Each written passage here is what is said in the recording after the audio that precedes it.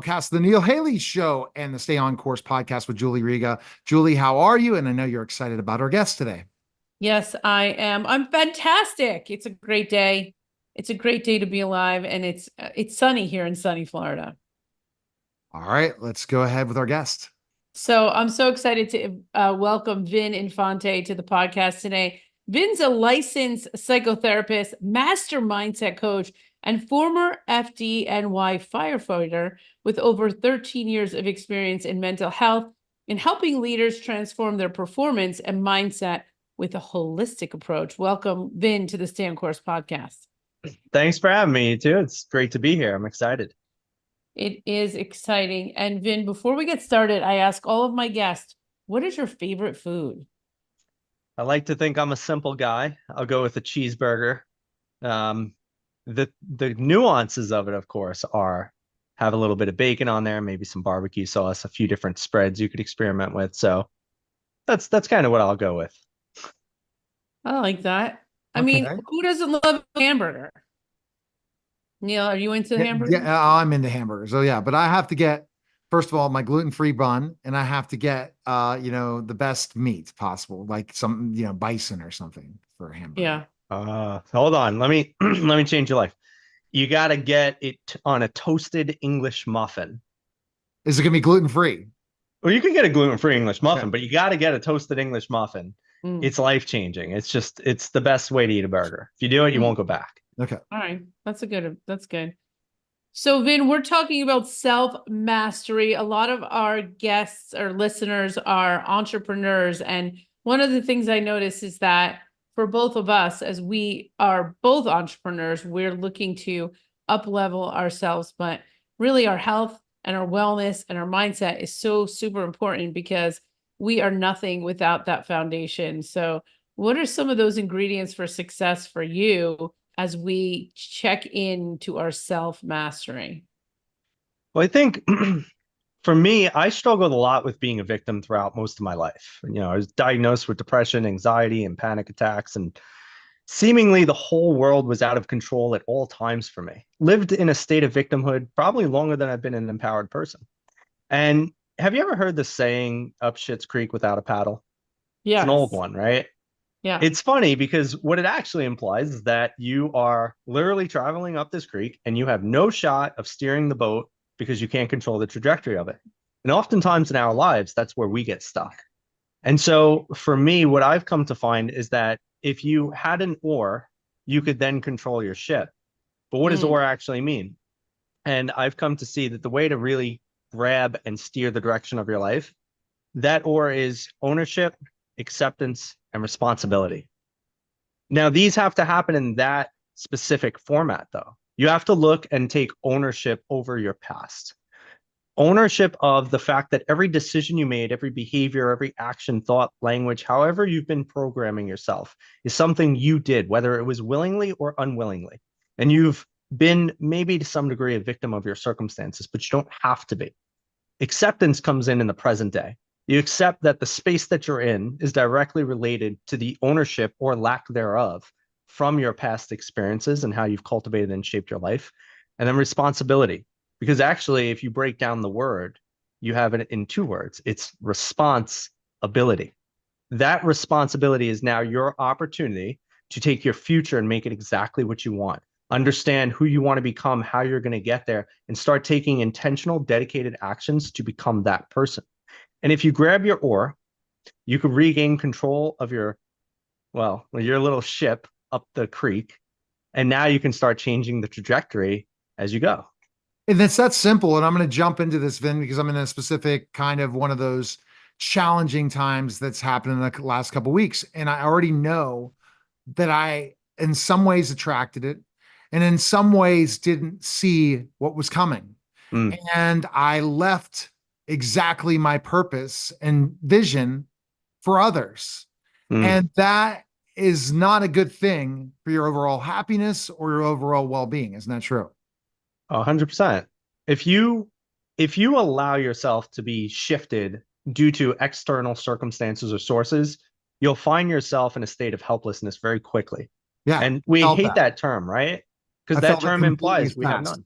And it Yeah. ultimately happened because of a situation, not going to air my dirty laundry on live radio and TV. But ultimately, what I learned in this specific thing is and Julie, I'm going to let you go to the next question or the next ingredient. But if we don't live our dreams in life and have our family beside us, it is very hard. And there'll be or whoever you surround yourself with, it's going to be a lot of regret, a lot of pain, and really not truly living your dreams. What are your thoughts on that, Julie? And we'll go right to the next ingredient. Yeah, I mean, we need to take ownership of our own lives, because otherwise we start playing that victim and we get so resentful of other people. Like they did it to us. Right. And it was all us because we just went with a whim. We just said, what the heck, I'll do this. It's good in entrepreneurship, but it doesn't work in life. This is my greatest quote. And I'll go right back to here the next ingredient, let you get the next ingredient. But think about this, guys. In entrepreneurship, yes, taking serious risks without thinking is a good strategy. It is not a good strategy in life, but in entrepreneurship, it is, because it is playing the lottery. It's the slot machine. It's gambling. It's being third down and long distance. But when you do it in anything else, it really will come back to backfire on you. I think it's so interesting. And I think it's the acceptance. I'm not sure what the acceptance part of it is, but I was just talking to my mother the other day and she's like, Julie, do you really want to be doing this? Like, you're not doing it the way you did it before, right? It's that thing where, oh, you were really successful before, but mom, but like I wasn't happy. What does success actually mean? Define it in so many ways. Then, okay. What is the success only means? Is success only a paycheck, or is there more to life than just It's that? what makes you happy. Yeah. And working makes me happy. And it's not working for somebody else, but running my business.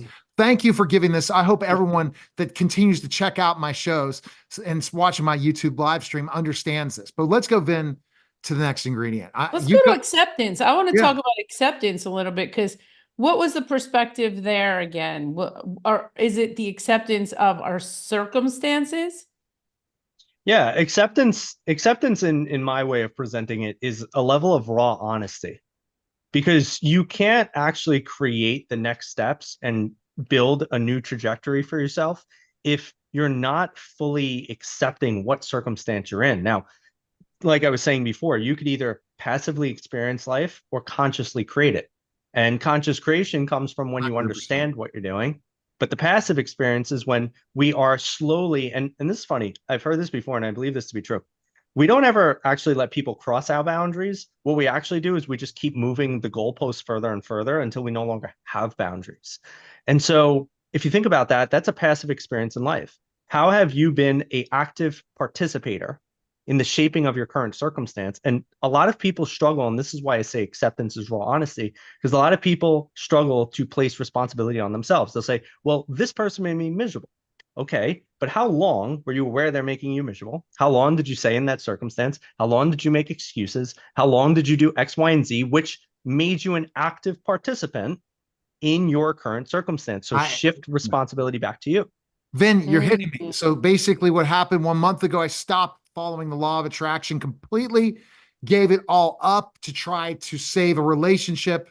And that was dumb, because ultimately that's not who my passion is. I want to be happy. I want to create. I want to help people, and I want to do what's best purpose. And when I feel that I'm shifted in the wrong direction, it's the wrong thing to do. And Julie, I don't know if you saw a difference in me. Isn't this funny? I don't care. I'll put this dirty laundry out there, because who knows in our lives, we're ever going to have free speech again soon. That ultimately I create what I want to create. I had a manifestation workshop based on Abraham Hicks, and I wrote down all my goals, and literally every one of them has come true. It's ridiculously crazy. Back to you, Julie. I'm telling you, it's like, and things, but you didn't know what the response and what would happen when you write those things down, and the power of them happening when you just never thought it would happen. Yeah. Oh, this is really deep. Like I need to like kind of process all of this, because Well, I And knew you met him at a Dave Meltzer. Meltzer and I would get along. Vin and I would get along. He's just totally. This is how much do I owe you for this therapy session? yeah, Because Ah, that this you're is happened covered. today, and I am back and better than ever. And I have cleared myself. I needed an ayahuasca to get rid of all this stuff and say, bottom line, I can create what I want when I want. And I told you this all the time, Julie, and I'm well, always pushing that. Go ahead. so of course I'm just going to talk about my family for a second because today my sister said something to me and she's like, Julie, you just because I'm struggling with a couple things with my business. And she's like, you just haven't unwound the story that the only way you can really make money is when you work for someone else. She's like, you haven't unwound that story enough to actually believe that it can happen for you now. And I'm like, oh my God, it's my fault. Like this is all my fault. And trying to take the acceptance for that and just kind of like having an aha moment because none of us have arrived. We're all kind of growing and doing this as we move forward. But I just wanted to share that. It's crazy to think about that. And Vin, that's it. The bottom line is we can do that, and that's why you're what you do. But let's go to your next ingredients for success. What was the last one? The R. Responsibility. Uh-huh. Yep. Go Tell us a ahead. little bit Why? Oh, about you that want from me to you. go? Yeah, Yeah. So, just tell us from your perspective. And I'm oh, going to give you sure. my perspective next. Sure, sure. So I like breaking down responsibility into two words for people because when you study behavioral psychology, you understand that there's a stimulus and a response. And the stimulus response is typically an automatic, whether it's a behavior, a thought, language pattern, the things that we have conditioned ourselves to do. But why I break down responsibility is because if you live in stimulus response, you will always get results based on that. You have to pause and you have to, after a stimulus occurs, you have to ask yourself better questions. You have to say, well, what do I actually want? What kind of outcome do I want? What kind of emotion would I like to feel? What thought would be helpful in this moment? What behavior or action could I take? And that is your response ability. Do not be so mindless and so bold as to go with what you know and expect a different result. Instead, take this opportunity to say, how do I want to respond versus how I know to respond? And if you could get curious about the way you'd like to change the trajectory of your life, you can ultimately do that. And I love that. And it's really, we have to take a responsibility for our own actions. Ultimately, where I am today on September 12th at 5:23 p.m. is all on me. No one else. I chose those actions. I chose to do the certain things that I did to get to where I am. And that's why I think entrepreneurship works so much better than the rest of your life, because ultimately you can control entrepreneurship because every time you get knocked down, this is something for you, Julie, every time you get put into a corner is when we fight as the best as entrepreneurs. But in life, it can become a lot different than entrepreneurship. I wish I could even quote these things, but it's really true. Entrepreneurs, they live this life and this lifestyle that you can take the biggest drop in the world and come back the next day. In real world, you can't. But I'll see if Vin thinks that. What are your thoughts, Julie? Yeah, I think that like I keep saying I'm gonna rise from the ashes. I'm like one day I'm Yeah, but down. what if you were like going that in your regular life? If you're having trouble in every other area of your life, could you Yeah. do the same? There's no way in No, hell. no, it's not. It's not that fast. It's not that fast of a rebound. Well, But because there's all this stuff that we prepare and we have ready. So it's that ebb and flow. One month you could be down, the next month you could be way up. So it's a different kind of game. It's a different kind of game. and some only certain people are programmed to be in this game. Yeah.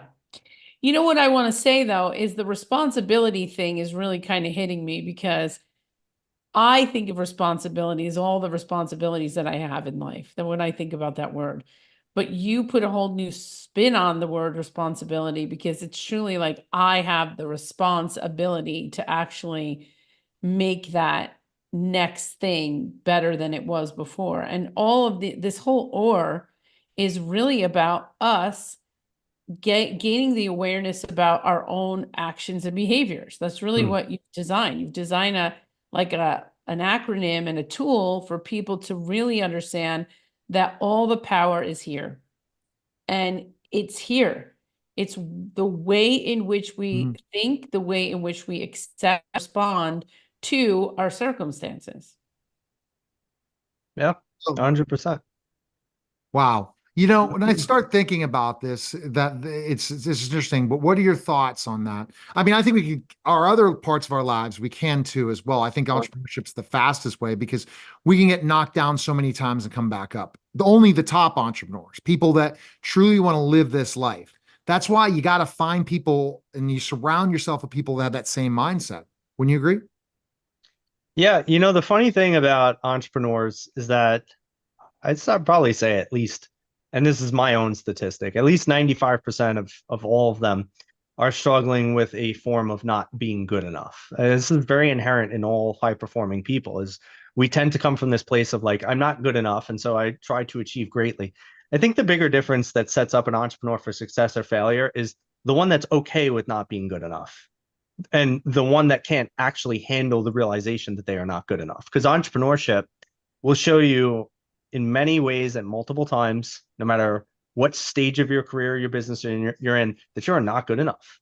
And you need to sit with that and you need to live with that and you need to some degree, just accept it. Like, who cares? Realistically, I've never been good enough. I mean, even me, I've been bullied my whole life. I was suicidal. I was depressed. I was thrown in trash cans. I've always been an outcast. I've never been good enough. So what? So what? You don't want to buy my service. You don't want to buy my product. I'm not making enough money.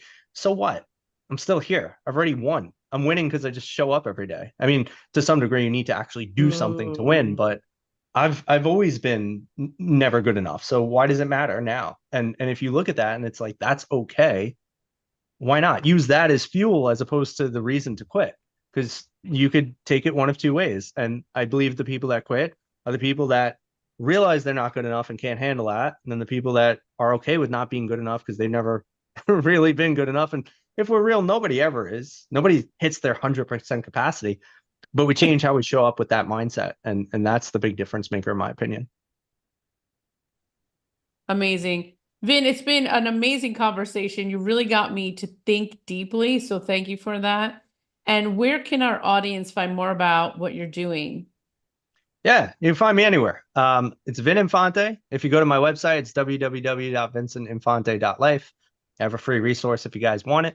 And you can find me on socials pretty much everywhere. It's just Vin Infante. I would hope that I'm probably one of the first people that pop up because I've really been working on my brand. So give me a search and a follow and let's connect. All right. Thank That you, was a thank you, special thank you. simulcast of the Stay On Course podcast.